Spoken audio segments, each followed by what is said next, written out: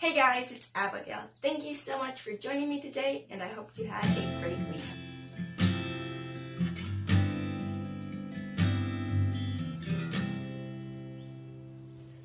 So today I'm going to be talking about creativity and inspiration. I touched on this a little bit in a different video, but I'm going to go more into depth today. I will link the other video right here so that way you're able to find that if you want to remember what I had talked about then. So literally, you can draw inspiration from anywhere. I just like to look around me. It's the simplest thing, and yet it's the most important thing that I do. So I will look around, and if there is a bunch of food around me, because I like food, who doesn't? So I will look around. If there's a bunch of food around me, I can just look around and see how the food is placed. It'll spark my imagination, and I can go and write about it just because I'm going to be inspired by how it was done, even if I'm not writing on that specific subject. It's crazy how it works. But you can go to a grocery store, for example, if you really like food. You can go to a grocery store and look around. You can see how the shelves are set up, how the things are done, how a cashier checks someone out. It can inspire you, and you can go and either write about it, which then is cool because then you can write in detail about something that you've experienced firsthand, or you can go and start writing. You don't need to write about the subject that you were studying.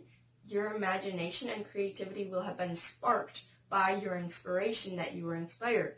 So then you can just be inspired and more creative and start writing. I don't really know why it works, but for me it does, where I can just look around the world around me.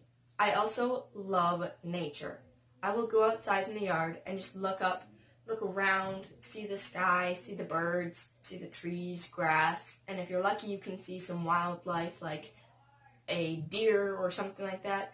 And if you can do that, then it just makes me feel so relaxed, and I don't need to be stressed, and I can come inside and just start writing, and I don't need to be stressed about writing.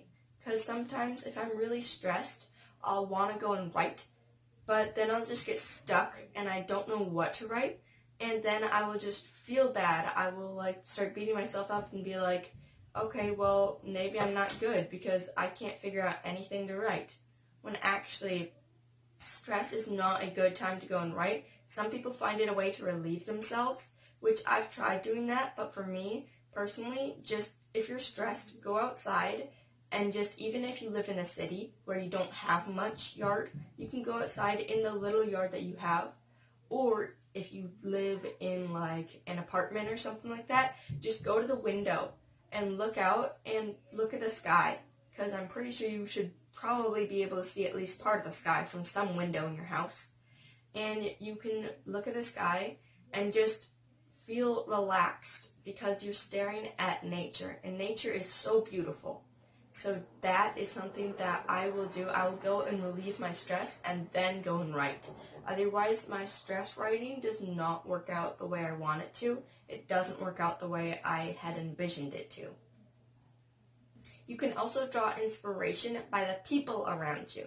So if you get into a group of people who are really, really funny, and then you're just laughing so much, and then you pick out little details and be like, this is why I'm laughing, is because they do this. And then you can go and write about it and write about a character who does that.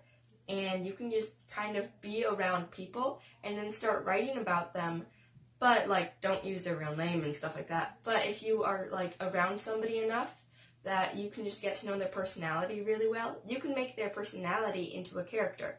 And you can make that a character in your story where you get a first-hand of what that person would do. You can even ask that person, if you were in this situation, what would you do? They answer, and then you write that in your book, which that can be really fun because then you're writing about a real-life character in a make-believe story. That's all that I have for you today. Have a blessed day, and I'll see you next week. Bye!